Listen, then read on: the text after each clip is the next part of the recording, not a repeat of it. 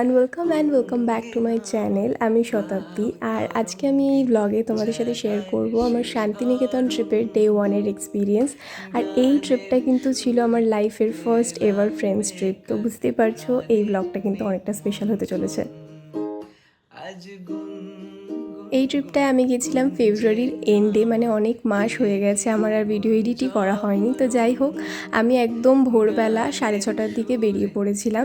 Local train ধরে আমি পৌঁছে গেলাম কলকাতা স্টেশন, কারণ ওখান থেকে আমাদের ট্রেন ছিল ওই 9:05 নাগাদ, কাজিরাঙা এক্সপ্রেস। আর এই তো আমার বন্ধুরা এসে মিট করলো। আমরা 3জন মিলে যেতে চলেছি বোলপুর শান্তিনিকেতন। আমার তো একদমই বিশ্বাসই হচ্ছিল না যে আমরা কোথাও যাচ্ছি ফাইনালি। কারণ আমরা না কলকাতায় অনেকবার ঘুরতে যাওয়ার প্ল্যান করেছিলাম, প্রতিবারই কেউ না কেউ কোনো না কোনো কারণে ক্যান্সেল করে দিয়েছি। তো আমার না ওদের থেকে একদম এক্সপেকটেশনই ছিল না, ইভেন আমার নিজের ওপরেও কোনো এক্সপেকটেশন ছিল না, কারণ আমি কোনোদিনও এর আগে মাকে ছাড়া কোথাও বেরোইনি। এই ট্রেনটায় উঠবো, চলে এসেছি আমরা এখন উঠবো ট্রেনে। ফাইনালি হচ্ছে। তোমরা আমার এক্সপ্রেশন, ভয়েস সমস্ত কিছু শুনে বুঝতেই পারছো আমি কতটা এক্সাইটেড ছিলাম। তো যাই হোক, ট্রেনে উঠে পড়লাম, ট্রেন ছেড়ে দিল। আর ট্রেনটা না একদম অন টাইম ছিল। ওই শান্তিনিকেতন স্টেশনের টাইমিং ছিল 11:15 মতো, আর ওই টাইমেই আমাদের কিন্তু ট্রেনটা ঢুকে গেছিলো। আর এত গল্প, এত গসিপিং করতে করতে কখন যে মোটামুটি 2 ঘন্টা কাটিয়ে আমরা স্টেশন পৌঁছে গেলাম বুঝতেই পারলাম না। মাঝে শুধু একটাই স্টপ ছিল, ওই বর্ধমান জাংশন। বাকি তো দারুণ টেনেছে ট্রেনটা। এই তো ফাইনালি দেখতেই পারছো আমরা পৌঁছে গেছিলাম। তারপরে একটা টোটো দাদাকে ডেকে আমরা বললাম আমাদের হোটেলের অ্যাড্রেস। তো দাদার সেই টোটোতে করে আমরা রওনা দিলাম হোটেলের উদ্দেশ্যে। হোটেল যাওয়ার পথেই চোখে পড়লো আমার অনেক পছন্দের ফুল বাগানবিলাস বা বোগেনভেলিয়া। আমরা বসন্তের সময় একদম গেছিলাম, তাই চারিদিকে শুধু বাগানবিলাস পেয়েছি। এই তো দেখতে দেখতে আমরা হোটেলে পৌঁছে গেলাম, আর এটাই হচ্ছে আমাদের নেক্সট 2 দিনের থাকার ঠিকানা। তারপর হোটেলে চেক ইন করতেই আমরা ফ্রেশ হলাম, আর তারপরে রেডি হয়ে নিলাম। আমি সেদিনকে শাড়ি পরেছিলাম, সাথে আমার বান্ধবী মৈত্রীকেও আমি শাড়ি পরিয়ে দিয়েছিলাম, যদিও একটু ইমপারফেক্ট হয়েছিল ওই দিনের শাড়ি পরানোটা, স্টিল। আর এখানে আমার মেকআপ চলছে, দেখতেই পারছো। এই মোমেন্টটায় আমি যা ভয়ে ছিলাম যে কেমন লাগবে, কারণ আমি খুব একটা মেকআপ করি না আর করতে পারিও না অ্যাকচুয়ালি। বাট এরা দুজনেই আমাকে খুব বকাবকি করে যে না, ঘুরতে এসেছিস, আজকে একটু মেকআপ করবি। তো এই দায়িত্বটা নেয় আমার ফ্রেন্ড উৎসব। আর আমি খুব টেনশানে ছিলাম যে ও কী করবে আমার ফেসের সাথে, but actually he did a really good job. এখন আমরা ঠিক আছে, আমরা রেডি হয়ে বেরিয়ে পড়েছি। এখন যাচ্ছি আমরা লাঞ্চ করতে, ফার্স্ট দেন যাবো ঘুরু ঘুরু। কটা বাজে? এই তো তারপরে আমরা রেডি হয়ে হোটেল থেকে বেরিয়ে পড়লাম, আর প্রথমেই চলে গেলাম লাঞ্চ সারবো বলে একটা রেস্টুরেন্টে। আমাদের টোটো কাকুই এখানে নিয়ে গেছিলো। আর এখানে আমরা প্রত্যেকেই নিয়েছিলাম 150 টাকার নিরামিষ থালি, যেখানে সমস্ত কিছু আনলিমিটেড ছিল। থালিতে কী কী ছিল বলে দিই, দাঁড়াও। ফার্স্টে ঘি ছিল, তারপর ছিল আলু ঝুরি ভাজা, স্যালাড ছিল, এই শসা ছিল, তারপর ছিল মসুরের ডাল, আলু পোস্ত, সাথে ছিল টক দই, আর আলু ফুলকপি দিয়ে রসা মতো একটা তরকারি, আর বেগুনি ছিল। আর সাইডে যে সবুজ রঙের একটা চাটনি টাইপের দেখতে পাচ্ছ, ওটা হচ্ছে ধনেপাতা বাটা, ওটা অসাম ছিল। আর এখানে আমাদের ভিডিওগ্রাফারের অবস্থা দেখো, নিজের হাত নিয়ে নিয়েছে ফ্রেমের মধ্যে, কী আর বলি। যাই হোক, আমরা যেখানে খেয়েছিলাম সেই হোটেলটার নাম আয়োজন হোটেল অ্যান্ড রেস্টুরেন্ট। তোমরা যদি শান্তিনিকেতনে যাও এখানে খেতে পারো, তোমরা একদম হতাশ হবে না, মানে খাওয়ার দাওয়ার খুব ভালো ছিল। তো আমরা এখানে পেট পুরে খাওয়া দাওয়া সেরে এবার বেরিয়ে পড়লাম সাইট সিনের জন্য। প্রথমেই টোটোর কাকু আমাদেরকে এই বিল্ডিংটা দেখালো আর বললো এটা নাকি লাইব্রেরি, মানে বিশ্বভারতীর লাইব্রেরি। এখানে নাকি 6 লক্ষেরও বেশি বই রয়েছে, ক্রেজি।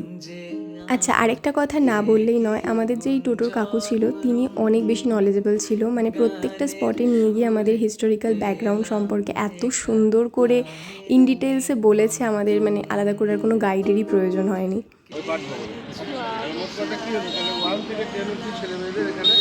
করতেই হবে।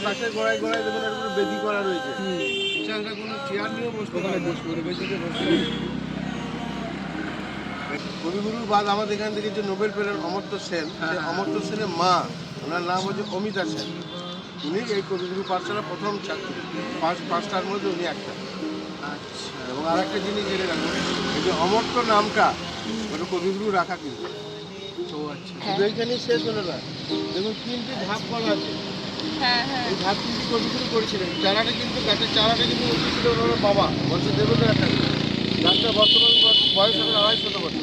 বাবা, আচ্ছা, শান্তিনিকেতনে গিয়ে শাড়ি পরে এত সাজুগুজু করে যদি রিলস না বানাই তাহলে কি হয়? আমি আর আমার বান্ধবী প্রচুর রিলস বানিয়েছি। সে ভ্রমর আমার ফুলে গুনগুনিয়ে যায়, আমার প্রাণে ঢেউ তুলে। আচ্ছা, জানো তো আমার না ইউটিউবের ব্লগ বানানো এখনও শিখে ওঠা হয়নি, ওই জন্য আমার চ্যানেলে ভিডিওসও কম।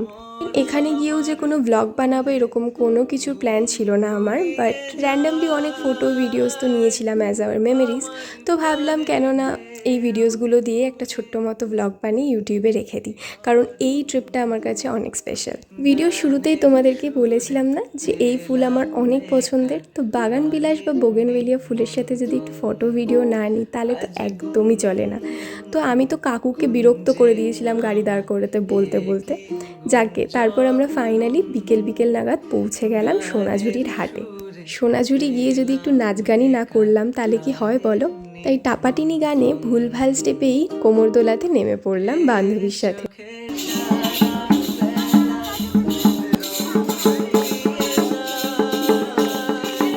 আচ্ছা, হাটে গেছি, আর হাটে গিয়ে কিছু কিনি বা না কিনি যদি একটু ঘুরেও না দেখলাম তাহলে কি হয় বলো? তাই জন্য কেনাকাটা একদমই অল্প স্বল্পই করেছিলাম, তবে প্রত্যেকটা দোকানে ঘুরে ঘুরে দেখেছিলাম। দেখতে দেখতে আমরা টায়ার্ড হয়ে গেছিলাম। স্পেশালি আমি তো গেছিলাম শাড়ির দোকানগুলোতে ঢু মারতে, মানে কিছু কিনি বা না কিনি শাড়ি দেখার কিন্তু একটা আলাদা মজা।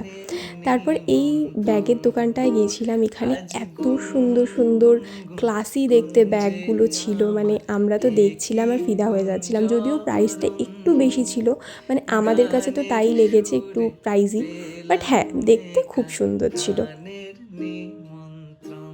দেন দেখেছিলাম এই ক্যালিগ্রাফি করা টি শার্টগুলো, যেগুলো খুব ভাল লাগে কিন্তু পরলে। ভেবেছিলাম নেক্সট দিন গিয়ে কিনবো, বাট নেক্সট দিন আর এই দোকানটা খুঁজেই পাইনি।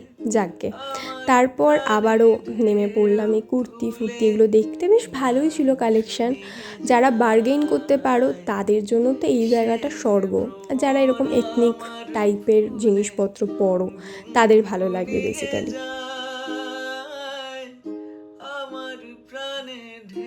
তারপর গেছিলাম এই শাড়ির দোকানটা, আর এই পার্টিকুলার শাড়িটার জন্য আমি যে কত মেসেজ পেয়েছি। ইনস্টায় একটা রিলস দিয়েছিলাম শান্তিনিকেতনে, মানে সোনাঝুরি হাটের, সেখানে তো তোমরা অনেক ভালোবাসা দিয়েছো, আর আমার ডিএম ভরে গেছিলো এই শাড়ির ব্যাপারে জানতে। ইভেন কমেন্ট সেকশানেও লোকেরা জিজ্ঞাসা করেছিলো। এটা হচ্ছে মধুবনী প্রিন্টের একটা শাড়ি, যেটার দাম এক্স্যাক্ট মনে নেই, বাট ওই 600 থেকে 800 রেঞ্জের মধ্যেই ছিল।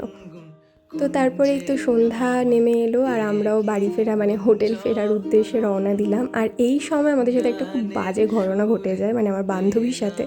আমরা এক জায়গায় দাঁড়াই চা খেতে, আর সেখানে অ্যাক্সিডেন্টালি আমার বান্ধবীর গায়ে গরম চা পড়ে যায়। সেখানে ওটা ঘটার পিছনে আমার বন্ধু উৎসবের কিছুটা হাত ছিল, মানে অজান্তেই হয়ে গেছে ওর থেকে।